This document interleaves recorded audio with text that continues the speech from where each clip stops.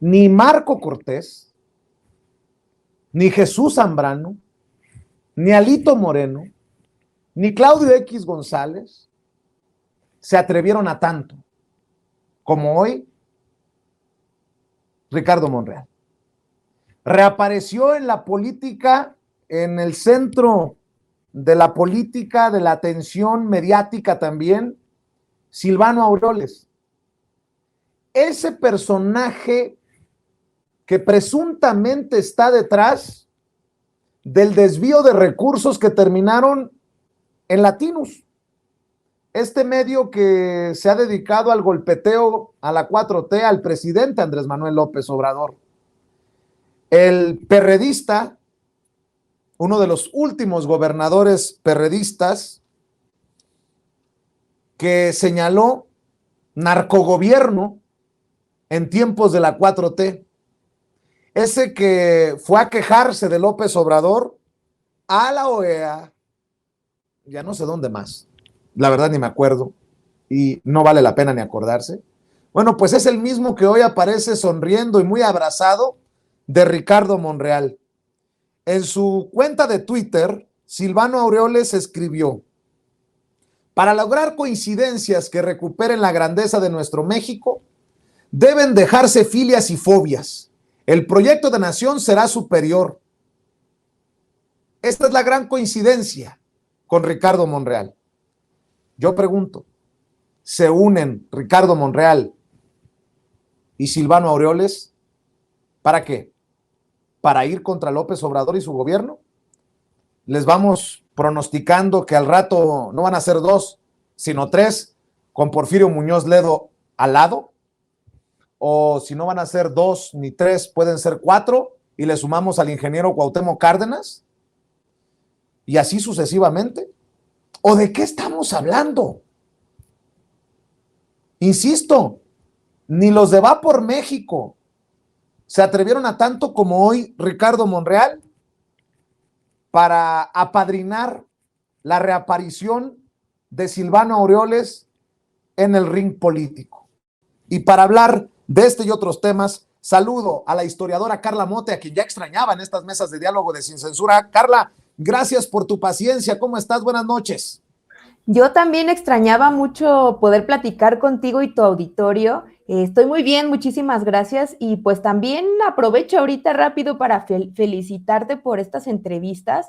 Escuché un fragmento, el que pusiste de Adán Augusto, y yo creo que es un ejercicio bien interesante el que estás realizando. Además, esta cuestión de salir a la calle, yo estoy convencida de que en este sexenio hubo una modificación fundamental y muy radical en los medios de comunicación, y tú, Vicente, pues estás siendo parte de este cambio, de este nuevo giro, en donde no, digamos, ves al político, ¿no? Que está pues con un teleprompter, con un guión, y este tipo de entrevistas justo contribuyen a otro tipo de comunicación que efectivamente, pues ahí lo vemos, está en la calle, con lo que implica, ¿no? Y con un periodista como tú. Entonces, muchísimas felicidades y estaré atenta a las próximas entrevistas. Gracias, muchas gracias. Mañana la entrevista completa, mi querida Carla Mote, en los espacios de Sin Censura. Y es una mesa de diálogo a la que le tenía muchas ganas. Me emociona mucho. Una mesa de diálogo de mujeres sin censura. Le agradezco mucho a la doctora Leticia Calderón Chelius, también experta en asuntos migratorios e investigaciones del Instituto Mora, que nos acompañe. Le mando un abrazo, doctora. ¿Cómo le va? No, pues me va muy bien. Imagínate qué gusto con Carla, y como dices, bueno, con de mujeres, vamos a ver cómo se pone Vicente, y te felicito. Voy a ver estas entrevistas que yo no la he visto, así que no adelanto lo que no puedo decir ahora. Bueno, oigan, a ver, iniciemos, Carla, Leticia, con este tema, la reaparición de Silvano Aureoles, y nada más le faltó que le levantara la mano a Silvano Aureoles Ricardo Monreal. La verdad, yo muy molesto ponía en redes sociales, pues qué payasada. Como payasada fue, con mucho respeto, esa es mi opinión, pueden no estar de acuerdo ustedes, cuando le levantó la mano a Xóchitl Gálvez allá en Coahuila, el amigo de Ricardo Monreal, por cierto, el senador Guadiana, a sabiendas de que es una clara golpeadora del gobierno del presidente Andrés Manuel López Obrador. Lo mismo hace Monreal, a sabiendas de que Silvano Aureoles es uno de los que inició con esta narrativa del narcogobierno del presidente Andrés Manuel López Obrador, de la mano del narco en las pasadas elecciones. ¿Cómo ves, Carla? A mí, te soy sincera, incluso viniendo del senador Ricardo Monreal, me sorprendió muchísimo. A veces me da la impresión de que está en una precampaña desesperada. Lo vimos hace poco rapeando, lo vimos ya incluso difundiendo una caricatura de él rapero, creyendo que eso era acercarse a la juventud, cuando pues realmente es muy ridículo para una persona de su edad y para un político de su estilo. Pero en esta ocasión, verlo en esta fotografía, con esta reunión, digamos, a mí me parece un error estratégico, comunicativo, a todas luces. No creo que nadie pues podría reivindicar esto como positivo para alguien que tiene estas aspiraciones. Yo más bien pues intuyo y lo noto en diferentes pues estrategias y comunicados que ha tenido el senador, le está dirigiendo su mensaje a la ala opositora. Cuando presentó en este evento su proyecto y hablaba de reconciliación, incluso con un nombre parecido a Va por México, a mí me parece que evidentemente esta cuestión, ¿no? Retóricamente está apelándole a los opositores, y no solo a ellos, sino a los potenciales votantes de una alianza que podría ser la que contienda en contra de la candidatura que podría llevar la Cuarta Transformación. A mí, bueno, más bien me parece que este giro, ¿no?, que está teniendo el senador en este momento, pues evidentemente responde a sus aspiraciones políticas, pero también no me parece tan descabellada a la luz de su trayectoria. Recordemos, él es un político pues que ha pasado por diferentes partidos, lo cual en sí es, me parece en este momento y sobre todo con la fundación tan reciente de un partido como Morena, pues algo normal. Hay muchos en sus filas que vienen de otros partidos, pero este en particular pues se ha caracterizado por un pragmatismo que choca con los preceptos pues tal cual, de no mentir, no robar, no traicionar al pueblo, que son la máxima obradorista. Yo creo que esto le va a traer muchas consecuencias dentro del partido, evidentemente, pero también me da la impresión de que ya le está jugando a otro tipo de alianzas. Y pues es muy triste porque es muy pronto y además, pues nos guste o no el estilo y pues lo que implica la figura del senador Monreal, pues sí ha sido un personaje que al menos en la primera mitad del sexenio, pues fue una de las piezas importantes para pasar las reformas del gobierno de la Cuarta Transformación en el Senado, con un trabajo que, bueno, podría en algunos episodios parecernos que es muy poco ético en algunos sentidos, como el caso particular que tuvo en la rencilla con el senador Martí Batres cuando pues él presidía la mesa directiva de la Cámara de Senadores, pero bueno, pasaron las reformas y ahora más bien ya está como completamente hablándole a los opositores al obradorismo. Entonces esa es mi impresión. Es un impresentable Silvano Aureoles. No le veo por dónde esto pueda tener algo benéfico ni para el senador. Para Silvano pues ya lo resucitaron. Entonces pues yo nada más puedo decir eso. Por ahí veo la estrategia que ciertamente no la entiendo muy bien. Bueno, no sé si fue directamente para Ricardo Monreal el madrazo, pues no le puedo llamar de otra manera, el raspón del presidente Andrés Manuel López Obrador cuando dijo que hay que tener cuidado de esos que publican fotografías y dicen yo jugué a las canicas con Andrés Manuel. Bueno, ayer precisamente Ricardo Monreal subió una fotografía diciendo que hace 25 años iniciamos el camino juntos y qué sé yo, pero creo que en política no hay coincidencias. Ayer publica una fotografía con el presidente Andrés Manuel López Obrador. Hoy se publica esta fotografía de Silvano Aureoles con Ricardo Monreal. Te escucho, doctora Leticia Calderón Chelius. Vicente, fíjate que yo ahorita que escuchaba a Carla decía, a ver, estamos hablando de un político muy experimentado, con mucha trayectoria, con mucho conocimiento del sistema político mexicano, que es imposible que no pueda ver que no solamente las cosas han cambiado, sino que la intención de cambiarlas, bueno, pues va a jugar políticamente en este nuevo escenario. Entonces, aquí yo digo, bueno, ¿quién le está hablando al oído a Monreal? Que lo está convenciendo, digo, más allá de su propio conocimiento, que le está dando datos. Ahora sí que, ¿qué datos tendrá tú como para poder hacer una serie de decisiones que vistas desde fuera parecen absolutamente incongruentes? Ya lo único que le falta es la foto con Broso, Vicente. O sea, estamos en un punto en el cual está acercándose a esos políticos que ni siquiera son, digamos, los que podrían liderar, los que podrían empujar una campaña, incluso por sus nombres, sus trayectorias, porque se han puesto siempre como que están en el centro, no se decantan ni siquiera abiertamente, por ejemplo, Cuauhtémoc Cárdenas, por irse a México, va por México, cosas por el estilo. Entonces, tampoco es que sea la oposición así tan abierta como se ha dado. Entonces, a mí se me hace muy interesante tratar de entender esa lógica, porque tiene que tener algún dato.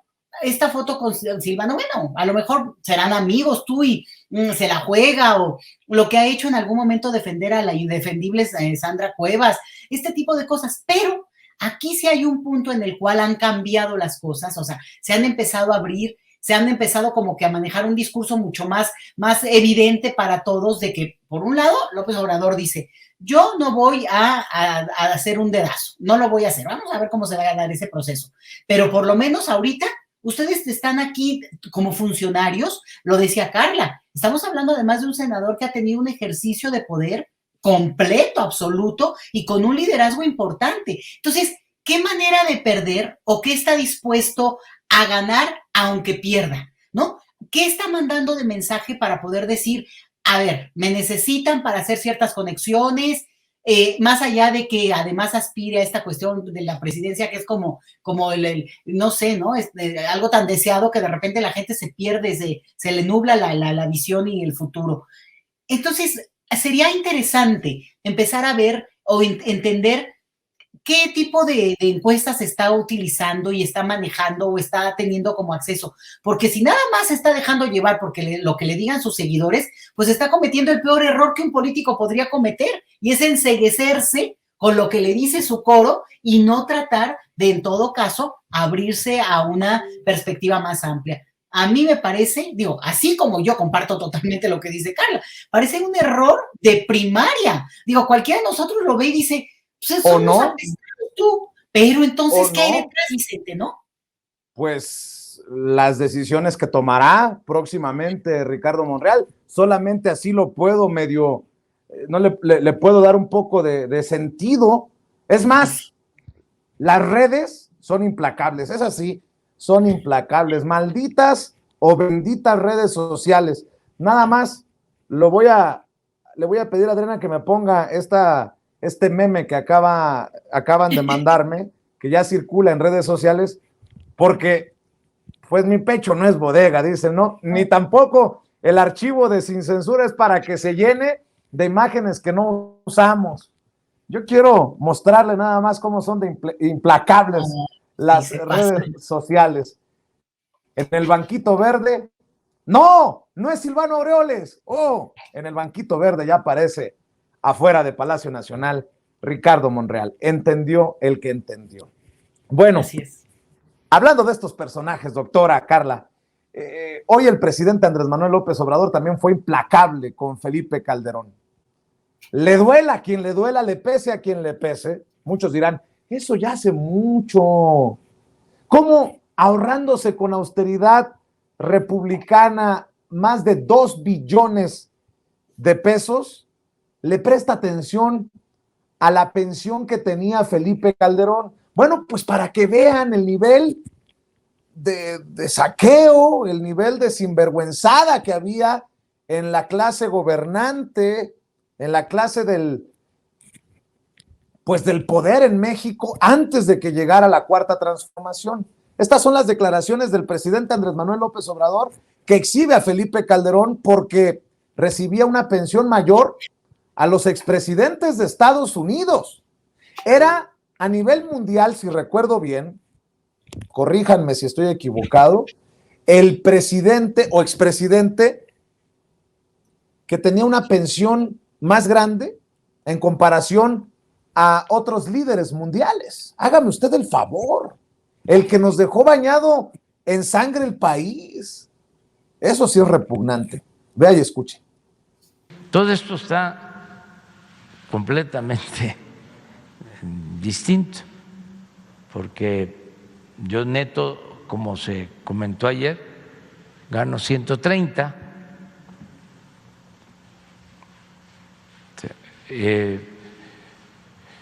Esto significa como 1.800.000, pero en bruto pues deben de ser como 3 millones, cuando mucho. Y aún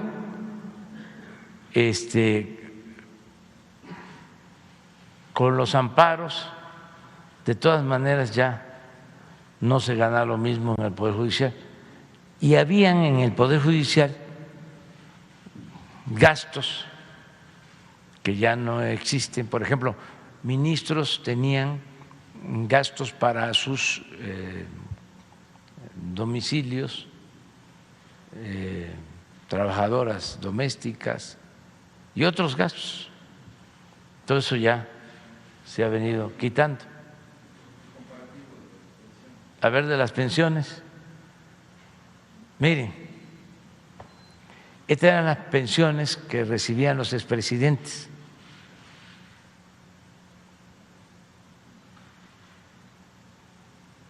Calderón número 1, y no solo Calderón, es el tiempo, por eso se pone a él, porque en ese entonces Bush,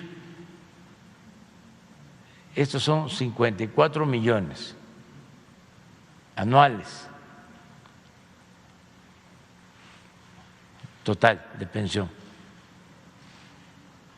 Bush tenía 22 millones. Sebastián Piñera, de Chile, 10 millones. Brown, de Reino Unido, 3.859.000.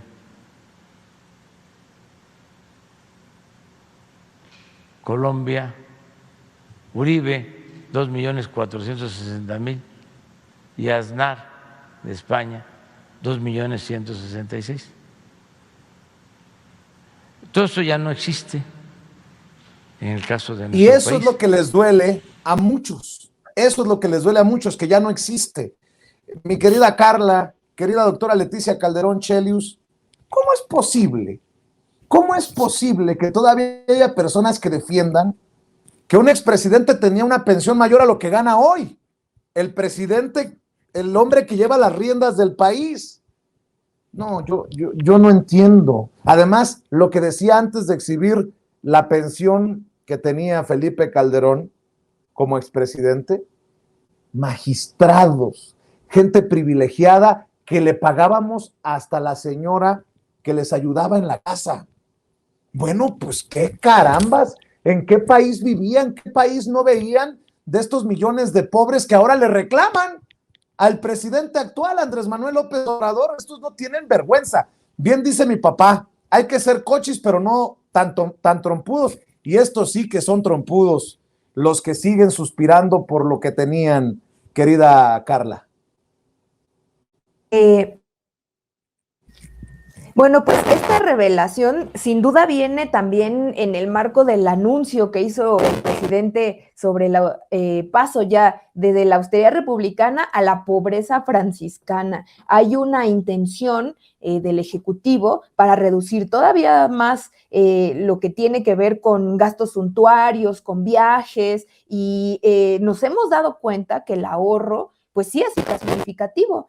Al inicio del sexenio, pues se burlaban mucho de que cuánto podían ahorrarse, y pues efectivamente este tipo de acciones tienen, claro, que esta cualidad, digamos, para la eficiencia del erario público, pues para poder tener los programas sociales y toda la infraestructura que se está haciendo en el país, pero también tiene una cuestión más simbólica. Recordemos, el presidente es un férreo, profundo y muy pues abierto, ¿no? En su filia, digamos, por Benito Juárez. El gobierno juarista pues también se caracterizó por este tipo de medidas, pues ante la suntuosidad que en su momento pues representaba el Segundo Imperio, nada más y nada menos. Y por eso también yo creo que el exceso, la pues avaricia incluso, la utilización de el Estado y de los bienes que son de la nación para fines personales, que a fin de cuentas pues ejecutaron los que siguieron e implementaron el modelo neoliberal en México, iba de acuerdo con esa doctrina, era utilizar al Estado para fines privados, y eso revertirlo pues tiene que ver con este nuevo modelo en el que se está planteando la transformación y el cambio, digamos, a un estado de bienestar.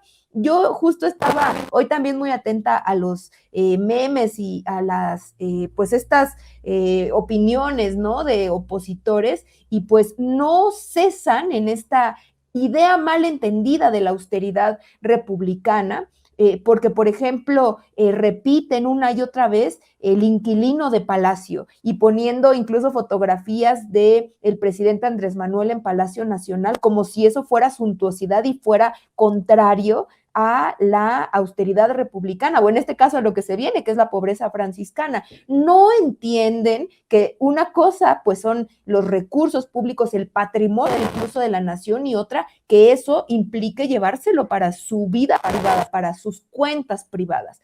Es insostenible pues que sigamos manteniendo a estos expresidentes con estas cuentas millonarias. Lastima a un pueblo que tiene tanta pobreza. Y además yo me quedaba pensando recientemente que falleció el expresidente Luis Echeverría, pues el señor terminó repudiado. ¿Cuánto dinero le estaban destinando, por ejemplo, a personajes como este? A sus 100 años muere, casi nadie se atreve a felicitarlo, ni de su propio, a las condolencias de su propio partido. Y pues en el caso de lo que devela el presidente López Obrador, pues se trata de un personaje, Felipe Calderón, pues a quien le debemos el derramamiento de sangre, que todavía sigue ahí buscando influir en la política. Su esposa pues está en la Cámara de Diputados, son influyentes, entonces es insostenible y me parece que, como siempre, ¿no? El presidente Andrés Manuel mostrando pues este tino político también para revelar este tipo de información.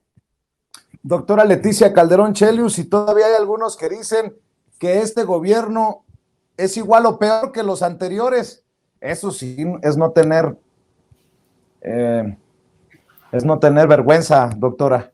No, pues no, tienen que decir algo, Vicente, pero mira, yo me voy a seguir en la línea de lo que dice Carla, porque creo que es muy acertado esto de que hay una parte simbólica, el mensaje simbólico, porque por mucho tiempo nuestro parámetro ha sido el salario. Incluso López Obrador, por la facilidad, por lo evidente, lo ha utilizado. Pero la verdad, Vicente, no es el salario. Lo que está alrededor de toda la, digamos, de todo el entramado que tiene que ver con una élite burocrática realmente de oro, ha tenido que ver con obviamente el salario en un primer piso, pero de ahí no solamente los beneficios directos que pueden estar también asociados directamente a la productividad.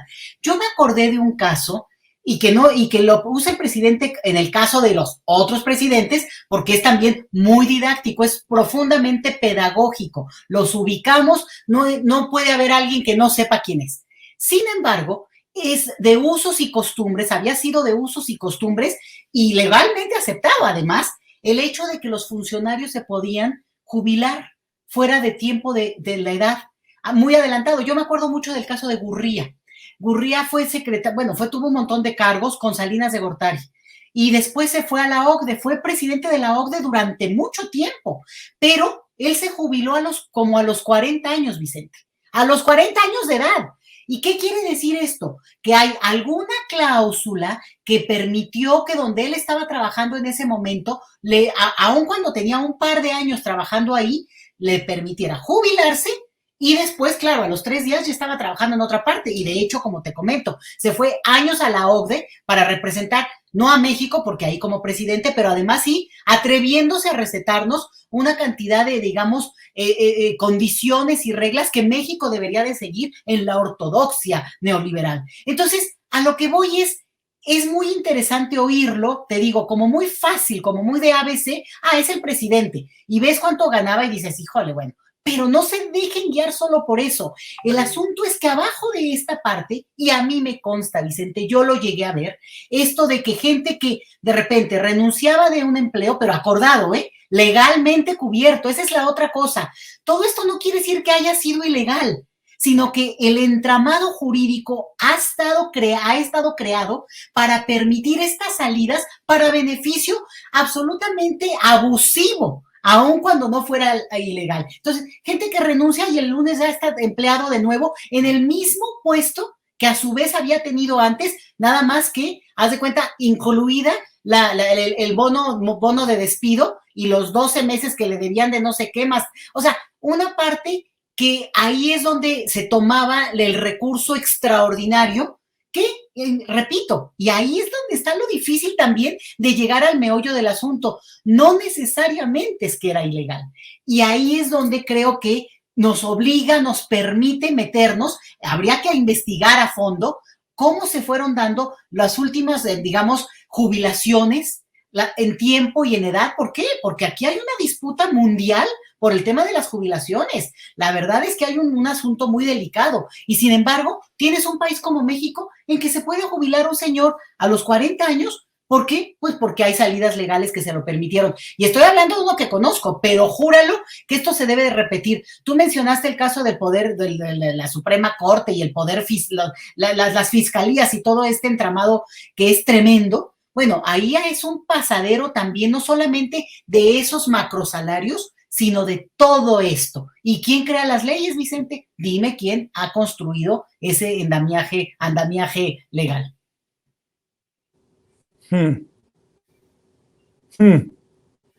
Pues creo que a muchos nos queda claro, ¿no? ¿Quién? Pues los mismos que hoy se oponen al avance de la Cuarta Transformación, doctora. Así es, Vicente, tal cual, o sea, generaron, por eso te digo, es mucho más complejo de lo que vemos. No es una cosa de que llegaron y se sirvieron con la cuchara, ganen, no, es legal, estaban las leyes y por eso no les puedes fincar cargos. No es así tan simple, incluso, fíjate lo que voy a decir horrible, pero es verdad. El uso, hablábamos de Silvano hace rato, que pudo haber hecho de algunos recursos que su propio gobierno le permitió, seguramente estaba en la ley, ni lo dudo, porque el mismo presidente nos comentó hace cosa de un mes o menos de un mes cómo estaba esto de la partida secreta. Bueno, eso, aunque lo haya quitado ahora en la presidencia, no sé cómo funciona a nivel de los estados, no sé cómo se la juegan, porque ahí es como al final gente perversa como los Duarte, pero en este caso estoy pensando en César Duarte, pues decía, no, pues yo me compro un banco como gobernador que soy porque el recurso me lo... O sea, dándole la vuelta, ¿me entiendes? Y ahí es donde, aun cuando venga un nuevo gobierno y aun aunque hubiera la intención explícita de dirigirse, es difícil. ¿Por qué? Porque hay una cobertura que legalmente se ha utilizado también para hacer ese desfalco.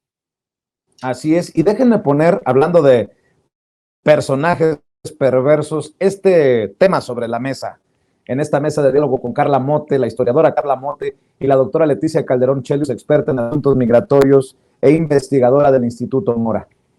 ¿Qué me dicen de Juan Collado, el abogado de Carlos Salinas de Gortari, el abogado de Enrique Peña Nieto, el abogado, dice Toño Ruiz, nuestro compañero Toño Ruiz, el abogado de los puercos o de los cerdos poderosos, que cada quien asuma sus dichos, pero oigan,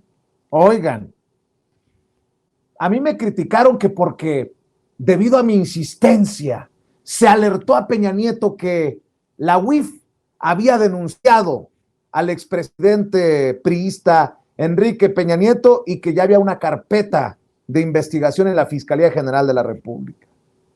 Pero mi punto es que no son los 20 millones de pesos que supuestamente le transfirieron a Enrique Peña Nieto los que hablaba Pablo Gómez cuando por fin fue a hablar de este caso por exigencia del presidente Andrés Manuel López Obrador a Palacio Nacional por insistencia de nosotros. Ojo, Juan Collado, el abogado, tuvo la capacidad de comprar 3 departamentos de lujo en Miami, Florida, y 2 aviones en Estados Unidos. Díganme si soy un loco o de plano el tiempo me está dando la razón. Si el abogado de estos personajes tiene la capacidad de comprar 2 aviones, no 1, 2 aviones en Estados Unidos y gastarse millones de dólares en departamentos de lujo, algo hay por ahí. Les leo: el que fuera el abogado de confianza del expresidente de México, Enrique Peña Nieto, Juan Ramón Collado, ahora preso en el reclusorio norte, compró hasta 3 departamentos de lujo en Miami y 2 aviones a través de la red de cuentas opacas que creó en la banca privada de Andorra. Por eso les digo que Andorra es Andorra y Gomorra, entendió el que entendió. Cuando ese país se regía bajo reglas de un paraíso fiscal, de acuerdo con reportes dados a conocer ayer. La información de esas operaciones millonarias la recogió en un informe pormenorizado la policía del Principado de Andorra, donde los tribunales, la fiscalía y los agentes expertos en blanqueo de capitales y crimen organizado investigan desde hace años las operaciones presuntamente ilegales de Collado y de sus supuestos clientes. Me quiero imaginar que entre ellos estarían empresarios, políticos, expolíticos mexicanos, a lo mejor Enrique Peña Nieto, se sabe que la mayoría serían del PRI. Cuerpos policiales especializados investigan con celo, de acuerdo a lo que se reporta, las operaciones financieras fuera de México de Enrique Peña Nieto. Ah, pero sigan echándome la culpa a mí de que alertamos a Peña Nieto. Bueno, mi querida Carla Mote, esto pica y se extiende, ¿no? Efectivamente, y pues pinta de cuerpo entero régimen. Yo creo que viene muy bien después de la intervención de la doctora Leticia Calderón, porque justo es como esta corrupción que viene a todos niveles, digamos, derramando el dinero que nos pertenece a los mexicanas hacia abajo con una serie de redes coludidas entre diferentes funcionarios públicos con empresarios, banqueros, y pues esta información que se da a conocer por el diario El País en España, pues nos habla de que esto va a abrir un cochinero. O sea, lo que viene después de esta pues noticia, ¿no? De la carpeta de investigación de la Fiscalía hacia Peña Nieto, quien, por cierto, lo primerito que hizo fue vender su departamento de lujo en Madrid, pues también creo que poco a poco va a ir develando una serie de corruptelas que pues van a resultar escandalosas, pero más que nada yo creo que son significativas en este cambio de régimen. Recordemos, uno de los principales actos políticos de ejercicio de ciudadanía participativa fue justamente de consulta de juicio a expresidentes. Hay un descontento popular porque es sabido la corrupción que muchas veces achacaban que era una cuestión cultural y que éramos corruptos por naturaleza y por eso no se podía contrarrestar. Pues ese fue un argumento justo de estos grupos. Tenemos que, pues, como ciudadanía, estar pendientes de todas estas investigaciones, de lo que se vaya develando, y también, pues, empujar, o sea, seguir como insistiendo en que es necesario este juicio, estas investigaciones, porque esto es grosero, o sea, ¿con qué posibilidades un funcionario público que sabemos más o menos cuáles eran sus ingresos puede adquirir estos bienes que son inalcanzables para incluso los empresarios, pues algunos, ¿no? De los más poderosos de diferentes países? Es una cosa grosera, indignante, y pues esperemos justo, ¿no? A ver qué más trapitos sucios van saliendo al sol pronto. Doctora, también escucho tus opiniones sin censura. Mira, Vicente, a mí con todo el coraje que me pueda dar, entiendo que va a haber cosas que no se van a poder, digamos que no va a pasar más que de que nos enteremos de la información del escándalo. Pero si esto genera un nuevo escenario en el cual, por ejemplo, yo creo que ya sería la hora de que nos enteráramos, y ahí hacen falta reportajes a profundidad, ¿cuántos mexicanos tienen propiedades inmobiliarias de más de $1 millón en Estados Unidos? ¿Te acuerdas de Alejandra Barrales, que era senadora y diputada en su momento el PRD? Tenía un depa de lujo en Miami. A ver, espérame, la señora era empleada, era asalariada. Entonces, estoy usando un ejemplo otra vez en esta misma lógica, que de repente lo que te brinca es el nombre. Pero, a ver, ¿dónde están las consecuencias de esos actos? Es decir, una funcionaria que vive de un salario sí tendría que tener, pues obviamente, cuentas claras, ¿no? Porque todavía nosotros argumentamos a veces, bueno, el empresario a lo mejor tiene cuentas que uno no ve y no sabe, pero no, tiene que pagar impuestos, claro. Si no paga impuestos, pues ahí era una forma muy fácil de ver cómo se desviaba un recurso que nunca había un seguimiento. Pero entonces yo creo que lo didáctico, la parte pedagógica de esto, no necesariamente va a estar en lograr la justicia que tendría que corresponder a enterarnos de esto, porque uno nada más hace corajes, la verdad. O sea, el caso de este abogado es muy emblemático, porque estamos hablando de el trabajador, el empleado de los ricos. O sea, no tendría que ser él el rico, porque, bueno, ahí la presunción es de que él es el que lava el dinero, ¿no? O el que lavaba el dinero. Bueno, y que pudo desviar con suficiente tiempo y aviso desde las mismas redes de poder internas, que ahí tiene todavía sus grupitos que lo apoyan, pues la información suficiente para haber en su momento trasladado el recurso que le permitió comprar casi que cash el departamento en Madrid que tiene, ¿no? Entonces, son de estas cosas en que estamos hablando de veras como thriller policíaco, como serie de Netflix, ¿no? Con una cantidad de cosas, pues, que de repente lo sobrepasan a uno con la imaginación. Pero por eso digo, no necesariamente esto llevará a juicio todos los casos que deberíamos de conocer a detalle, aun cuando hagamos mucho coraje, y soy la primera en que lo hace porque pues sí, hay mucho abuso, pero porque se genera esta cosa de que así ya no puede ser, Vicente. No puede ser que esta gente utilizó a Andorra, y acuérdense, porque ya lo dijo muchas veces el presidente, pero como el gobierno de Peña Nieto en su momento le dijo al gobierno de Andorra que no estuvieran buscando a este abogado, porque no tenía cuenta, estaba todo en orden y él estaba al día en sus pagos en México. Entonces, que no había ninguna presunción de culpa que tuvieran que seguir. Y bueno, claro, se burlaron de ellos. El gobierno de ese país después quedó muy ofendido y realmente está colaborando con México por lo que se ha dicho, lo que ha trascendido, porque realmente les vieron la cara. Ahora sí que los trataron como nos trataban a nosotros. Entonces, lo interesante de esto es cómo quede, y que quede un escenario no solo de venganza, no solo de exhibición, sino que eso sea justamente la posibilidad de generar un escenario en el cual sí nos sorprendamos, Vicente, frente a la riqueza inexplicable. A ver, ¿cómo alguien puede volverse de repente rico, millonario? No, es que ya era de familia rica. Ay, tú, ¿cómo que de familia rica le cayó el cielo? ¿Cómo es eso, no? O sea, hay toda una parte en que creo que nosotros hemos contribuido con nuestra narrativa mexicana a justificar esa riqueza inexplicable. Tú lo decías y con esto cierro. Hasta el servicio doméstico se les paga a estas personas. Se habla de que los expresidentes en su momento, hasta Margarita, de parte de Calderón Hinojosa, eso te lo digo con certeza y con conocimiento de causa. Tenía, y por ley, un pago como la esposa del expresidente, que a su vez le permitía tener y montar la oficina que tenía.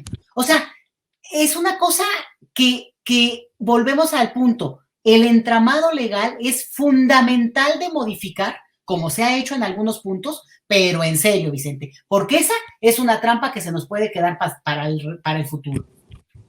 Bueno, para cerrar y para enviarlas a sus, no sé si a sus ocupaciones en casa o a más compromisos, enojadas, y que alguien les pague los platos rotos. Híjole, yo estaba leyendo esta nota que me envió nuestro jefe de información, Mario Toledo. Híjole, la verdad fue como un gancho al hígado. Fíjense, lo que estábamos hablando de la pensión a Calderón, de estos que se servían con la cuchara grande. Bueno, pues la querida Nancy Flores, corresponsal de la revista Contralínea, la coordinadora de información y edición web de la revista Contralínea, Nancy Flores, publica que el Banco de México paga millonarias pensiones vitalicias a Zedillo, a Carstens, a Gil Díaz. Miren lo que publica en la revista Contralínea Nancy Flores. Un centenar de exfuncionarios del Banco de México, en su mayoría afines al pensamiento neoliberal y promotores del adelgazamiento de los derechos laborales, mantiene el privilegio de que el dinero de todos los mexicanos, del erario, se les pague una pensión vitalicia similar a la que cobraban hasta octubre de 2018 los expresidentes de la República y que fue cancelada por el Congreso de la Unión. Los beneficiarios son exgobernadores, exsubgobernadores y exdirectivos, entre los que destacan Ernesto Zedillo, Agustín Carstens, Francisco Gil Díaz y Guillermo Ortiz. Sus pensiones anuales alcanzan hasta 4 millones de pesos anuales. Además, se les garantizan otras prebendas como seguro de gastos médicos de cobertura amplia. De acuerdo con los datos del Banjico, actualizados al primero y segundo trimestre del 2022, Ernesto Zedillo cobra de esa institución 121,763 pesos con 22 centavos mensualmente, por lo que al cierre de este año se habrá embolsado 1,461,156 pesos.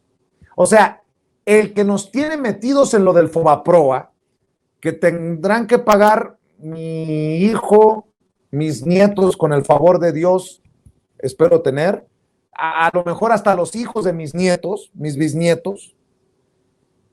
Hay que recordar que se desempeñó como analista y subgerente de investigación económica. A este se suma otro centenar de privilegiados, entre ellos Miguel Ángel Mancera Aguayo, quien cobra mensualmente 338,833 pesos con 75 centavos, quien encabezó el Banco Central del 1 de abril de 1994 al 31 de diciembre de 1997. A este se le recuerda como corresponsable del llamado error de diciembre de 1994, cuando por falta de reservas internacionales, crisis de deuda externa, déficit público abultado y una acelerada devaluación del peso, México cayó en una profunda crisis financiera. Conste que yo les advertí que las iba a mandar hasta de mal humor a sus ocupaciones, Carla, doctora Leticia Calderón Chelius. Algunos de los culpables de las peores situaciones económicas que, por ejemplo, tienen a muchos en el extranjero, que hicieron sufrir a nuestros abuelos o a nuestros padres, siguen recibiendo dinerito del Banco de México. Como diría un muy mal comediante, que alguien me explique, mi querida Carla Mote. Tener pesadillas. No, pues es que sí, es una locura. El presidente de la República pues resultaba el mejor negocio de por vida, ¿no? No solo eso, sino después todavía seguir haciendo negocios como los que ha hecho Ernesto Zedillo, Iberdrola y Felipe Calderón, y seguir cabildeando, tener información privilegiada. Por eso también la Cuarta Transformación pues les vino a tumbar todas esas prácticas que tenían aseguradas en esta alianza prianista, que si bien ahora está consolidada, pues sabemos, ¿no?, que existía como proyecto económico, que es el neoliberalismo. Efectivamente, esto es grosero, por eso medidas como la austeridad republicana son tan importantes.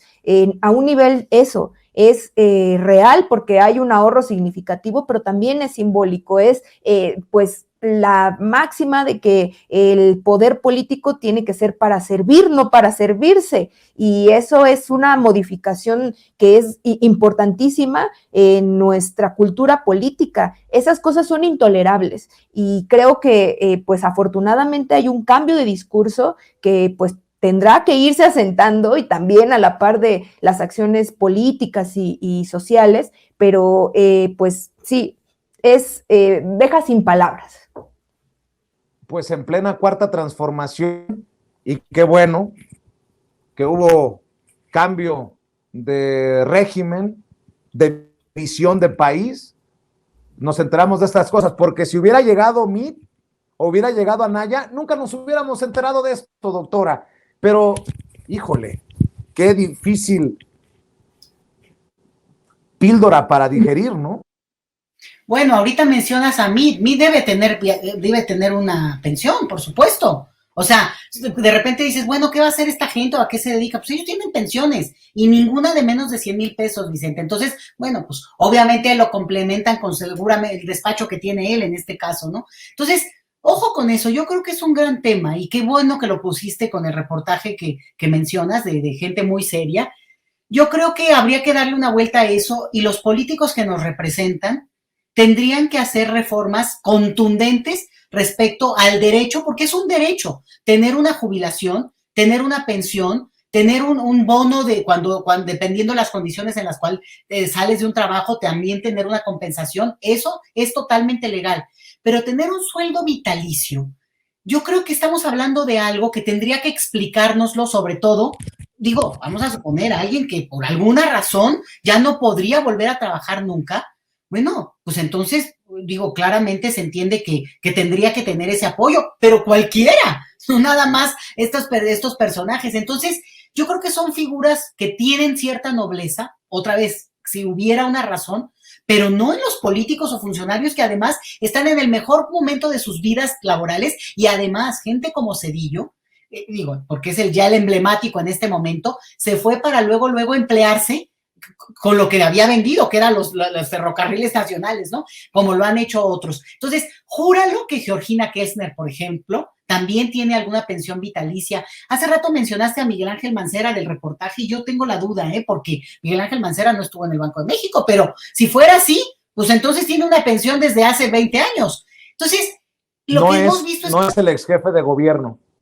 Ok, sí, porque me quedé así, ¿no? Pero fíjate que qué impresionante. Es gente que se ha movido, y ahí sí que el PRIAN tal cual, ¿no? En las esferas del poder se ha ido de un área al otro, bueno, los financieros sobre todo en el área, si tú quieres, ¿no? Moviéndose en los círculos en que se manejan. Pero con un beneficio que aunque los mueve de empleo, los deja bien cubiertos en lo que consiguen el otro. Yo no estoy en contra de que cualquiera de nosotros tenga no solo un salario digno, sino la posibilidad de ingresar y de incorporarse al empleo que le corresponde. Pero esto es ir acumulando, Vicente, y otra vez, tristemente decirlo, no ilegalmente, sino abusivamente construido para poderlo hacer y a ver, dímelo, a ver, reclámales. Realmente es difícil. Entonces, yo creo que si no hay una reforma legal, y esto no le puede corresponder todo al presidente, Vicente. Necesita que el Congreso se active y algún diputado, a ver, vamos a animar a nuestra diputada estrella, a Andrea Chávez, que se avienten una propuesta de este tipo, que se revise la figura de salarios vitalicios de parte del Estado, que tengan una nobleza cuando corresponde, ¿no? Y cuando no tienen por qué existir. No quiero echarle más leña al caldo. Pero esto es vitalicio también, por ejemplo, rectores. Y no solamente de la Universidad Nacional Autónoma de México. Estoy segura que las universidades estatales de todo el país, el que ha sido rector, aunque 3 meses, tiene salario vitalicio. Digo, tendríamos que entrar al detalle, pero volvemos. Esa radiografía, Vicente, urge porque no solamente es una salida del recurso, sino es una salida abusiva e innecesaria, porque estamos hablando de personas que en todo caso habrán ahorrado y se volverán a emplear en el momento en que, bueno, consigan dignamente un empleo como corresponde a quien fuera. Otra vez, no estamos peleando con el derecho, sino con el abuso. Eso es lo que yo diría, Vicente, y como siempre, pues muchas gracias. Qué gusto compartir con Carla Mote, me encantan sus comentarios y te agradezco mucho por eso. Gracias a usted, doctora. ¿Por qué no cerramos invitando a la gente para que lea lo que escribe, las columnas que escribe, para que esté al pendiente de su Twitter? ¿Por qué no cerramos con su información, doctora? Pues mira, en Twitter, a Leti Chelius, y ahorita estoy justamente preparando una columnita, así que en cuanto salga ya te aviso y ahí para que me des un retweet, pero como siempre, al cañón aquí también con los comentarios que me invites a hacer. Claro que sí, yo sé que siempre está al pie del cañón la doctora Leticia Calderón Chelius. Carla Mote, hay que invitar a la gente para que también lea tus columnas, querida Carla, para que también esté al pendiente de lo que publicas en Twitter. Te vemos seguido como invitada en diferentes canales, en diferentes medios, y eso me da mucha alegría, me genera mucha alegría. Gracias, Vicente, en serio por invitarme a tu espacio. Y bien, con la doctora Leticia, quien admiro muchísimo, es un gran placer poder estar aquí en esta mesa con ella. Y bueno, a mí me pueden leer en Twitter, estoy ahí dando a veces lata como @carlamote, escribo quincenalmente en El Soberano. Pues les invito a leer el periódico feminista La Regeneración. Muy bien, pues te agradezco, Carla, te agradezco. Amigos, amigas, regresamos en breve, pero mientras seguimos hablando sin pelos en la lengua, sin censura, usted puede suscribirse a nuestros 3 principales canales en YouTube. Sin Censura Media, en donde tenemos más de 1,600,000 suscriptores, Sin Censura TV, en donde tenemos más de 1 millón de suscriptores, y en Sin Censura Presenta, en donde queremos llegar muy pronto a los 100,000 suscriptores. Si usted ya está inscrito en Sin Censura Media, suscríbase en Sin Censura TV. Si ya está suscrito en Sin Censura TV y Sin Censura Media, suscríbase a Sin Censura Presenta. Recuerde que es gratis, no tiene que sacar un solo centavo de su bolsillo para apoyarnos. Dele clic en la campanita para que los señores y señoras de YouTube envíen las notificaciones cuando estemos transmitiendo en vivo y en directo o estemos subiendo videos. También nos puede seguir en Twitter en @_Vicente Serrano y hasta en Instagram. Ojo, también estamos en Instagram. Son nuestras redes sociales y con el apoyo de ustedes seguimos creciendo, porque con ustedes todo, sin ustedes nada.